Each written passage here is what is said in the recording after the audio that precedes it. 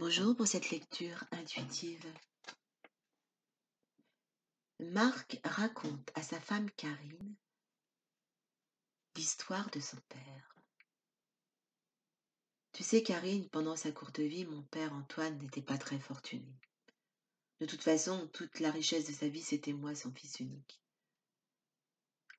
Je me souviens, à l'époque, j'étudiais dans une école de commerce très renommée et mon père travaillait vraiment très très dur pour payer mes études.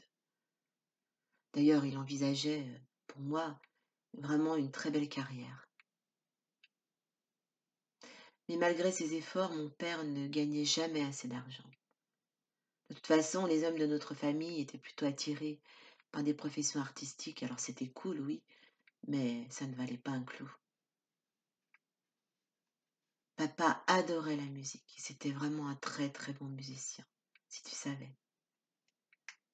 Il jouait très fréquemment le week-end dans un orchestre, et c'est vrai que pendant toute mon enfance, je le voyais très peu, et il rentrait souvent très très tard le soir, hein, mais parfois aussi au petit matin. Mais si tu savais comme il était content de gagner cet argent, même si c'était insuffisant, mais pour lui, de toute façon, la musique, c'était sa passion. Malheureusement, l'argent ne suffisait pas et maman devait cumuler plusieurs emplois pénibles et mal payés.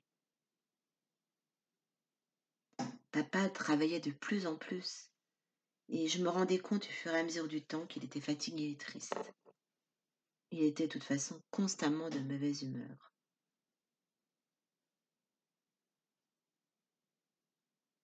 Karine écoute attentivement Marc. Elle lui prend la main, lui baise et la presse tout contre son cœur, toute mouillée de larmes. Elle lui dit: Marc, mais qu'est-ce que nous devons faire pour retrouver un peu de joie, d'exaltation dans notre vie? Tu ressasses sans cesse les histoires de ton père. Ah, je suis désolée, Corinne. Je te promets d'être un peu moins dans mes souvenirs et dorénavant de rire beaucoup plus avec toi. Je suis vraiment désolée.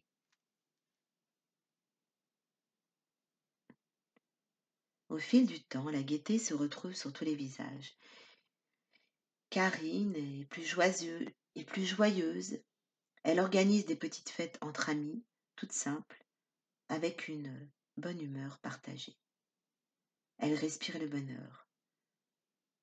Le très grand lien qui l'unit à ces deux chérubins lui réchauffe également le cœur. Enfin, son mari a retrouvé un peu de légèreté.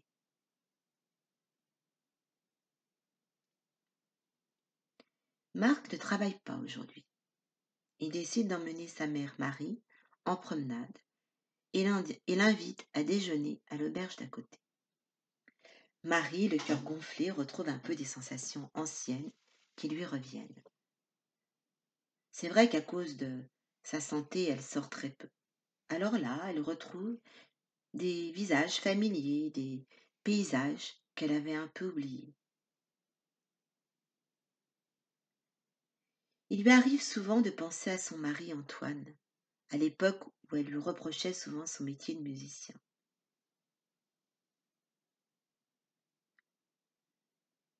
Pendant le repas, Marc observe sa mère de près.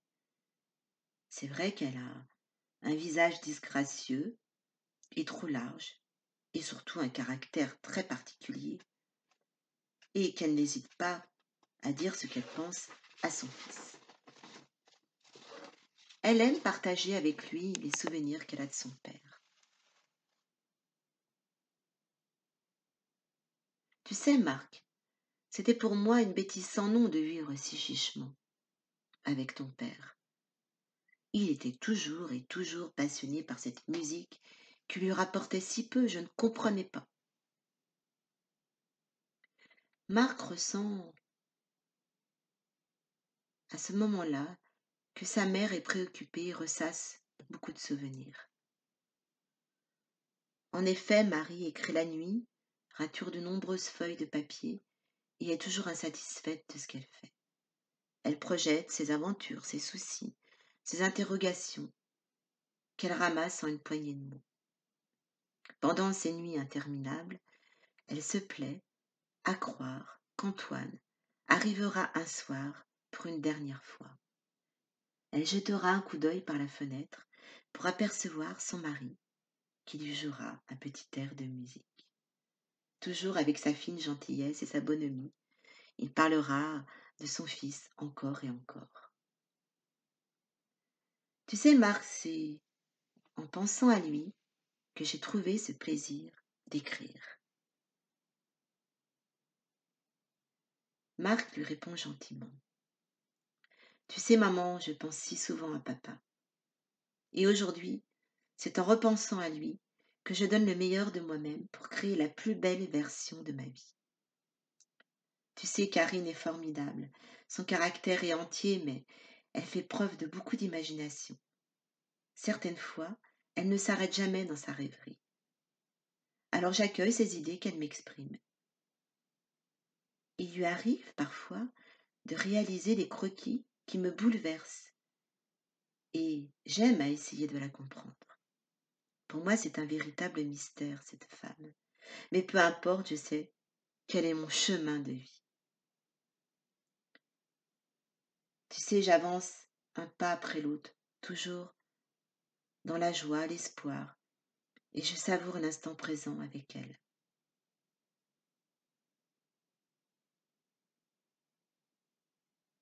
Comme tu l'aurais aimé, papa.